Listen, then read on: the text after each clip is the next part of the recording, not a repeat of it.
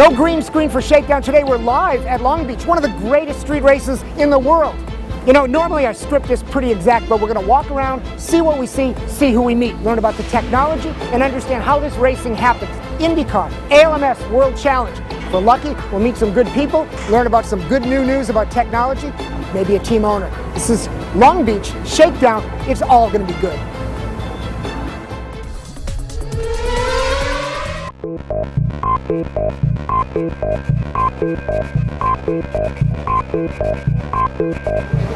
So one of the things about Long Beach being a street course is, obviously, you don't have a lot of time to practice.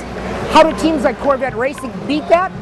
Use a computer simulator and run virtual laps. At the end of the day, at the end of this weekend, they'll run 3 times as many laps virtually as they will in real time to get the setup just right, to be ready coming into the race, to adjust during, and get it right for the whole weekend. To be successful, and you look at our old template with the GT1 car, and when we spent almost 2 years, what I call writing the book. That's learning about the car, learning about the chassis, learning about the setup, how it responds to change, developing the engine, looking at fuel economy, looking at power, looking at tire wear, all those elements. In a brand new car, you have all clean sheets of paper, nothing written on them and no chapters down. Every race we run, every practice session we run, every test session we run helps complete that book. And the more complete that book becomes, the more successful the car becomes. And you know, when he entered this year,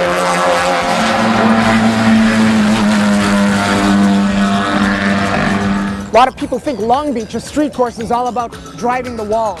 The reality, it's all about down here, driving the surface, working and negotiating through these bumps. And if you look ahead, we're pretty much at the perspective you see out of our low race car.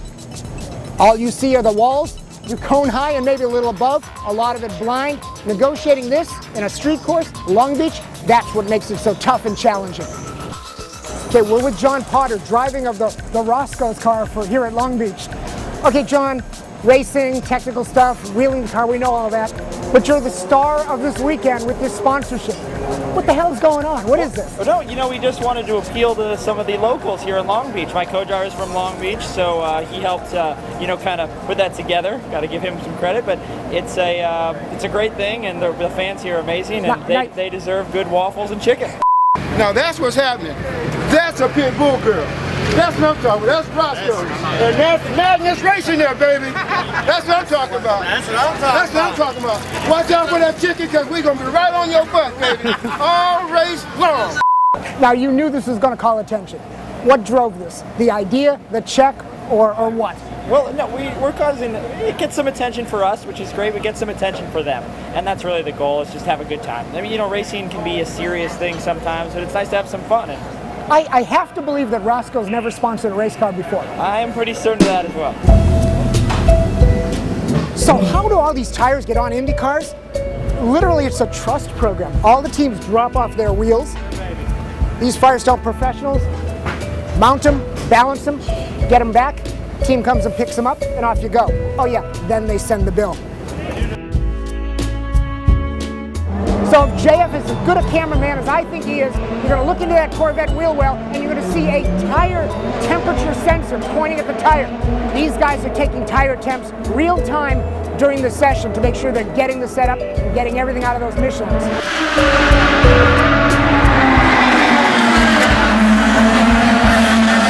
We hear about teams like McLaren F1 that talk about their drivers cooperating. So I walk by the Andretti Motorsport paddock and I look at their 3 cars and I notice the following. 2 of them, the trailers are facing each other. Kind of an open cooperation between 2 cars. The 3rd car is on their own, facing the other way. Now, I don't want to be one that starts trouble, but that team over there, standing on their own, that they won't talk to and won't talk to the other ones, is Danica Patrick's car. I'm just saying.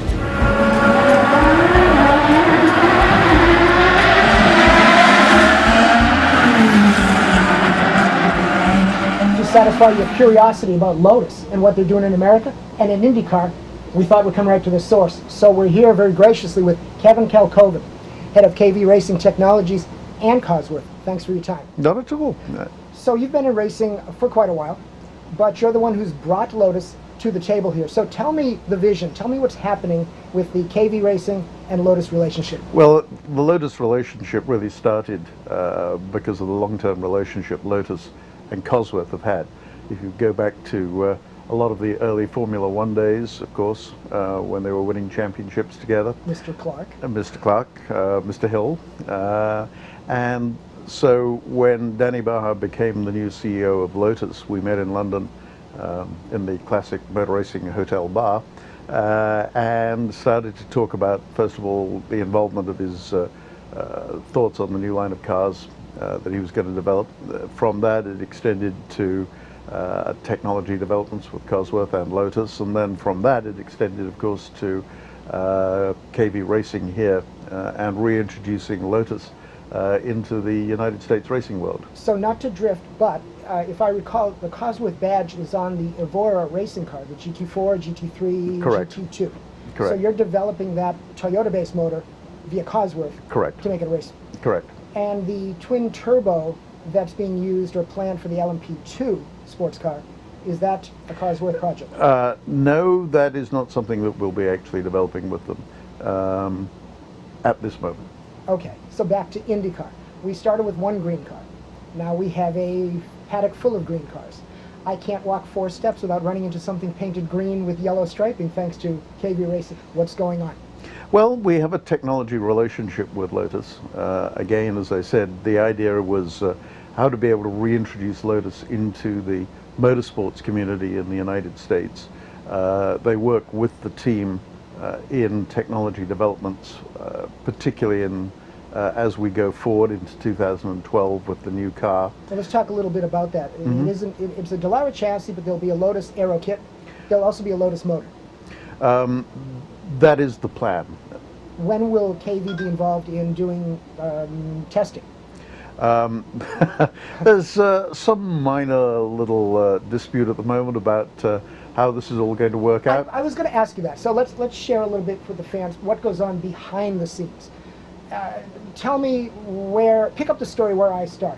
It's my understanding that to make the cars uniform, the 2012 IndyCar technology, IndyCar the series is suggesting that they run their own series development team and take that responsibility out of the hands of the teams. I would assume that someone like you would not want that to happen that way. Let's just put it this way, there are pros and cons, and as far as I'm concerned, I would like to see the pros more in favor of the teams doing their own development. So which is more vocal, a team debrief meeting with your 3 drivers or the IndyCar owners meetings on this discussion?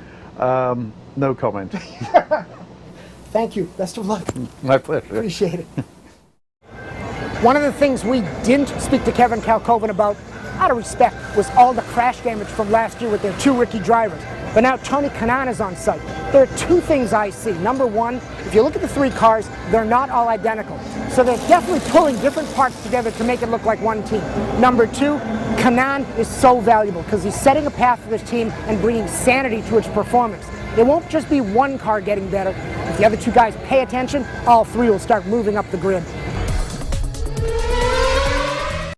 Tell me about Jake. Tell the Jake is a great story of fan-driven marketing. All right, this started back when Gary Claudio was the marketing manager for GM Racing, for Corvette Racing specifically, and I had my current position, program manager, because I haven't been promoted, and rightfully so. At any rate, one of the guys on the crew, Don Mayo, truck driver, had a flaming skull logo that he wanted to put on the car just as a mark for their team. It was the 4 car. He asked if they could do that. I said, yeah, that'd be cool. It happened to be at Le Mans. All right. Put it in a place where it wasn't going to be, glaringly apparent to anyone that we had some foreign decal on the car. Well, lo and behold, that car goes and wins the race. Okay. So he comes back and says, well, now we wanted. I said, go, time out. We can't do anything with that logo. That actually was a trademark logo to No Fear, the apparel company. I said, we can't use that. One of the fellas that works in our boutique store in New York, Kick Design, Eddie Jabbour, says, well, how about we design our own? I said, do it. Eddie went back and designed what is now known as J. That iconic skull, one of the most powerful automotive icons in the history of the automobile, not pronounced by me, but pronounced by Jalopnik. And the fans that buy. And the fans themselves. we took our apparel wear and in half a year, implementing Jake on our apparel, increased our apparel sales by 173%. And the rest has been absolute history. Jake has been embraced. Jake has found its way into production. Jake is hidden in a couple areas on the ZR1.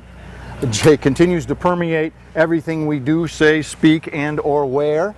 He is our team mascot, and he will continue to grow right with us. And our fans have embraced him, our fans love him, and our fans know that he's an important part of our success. We're living in the fast lane, baby.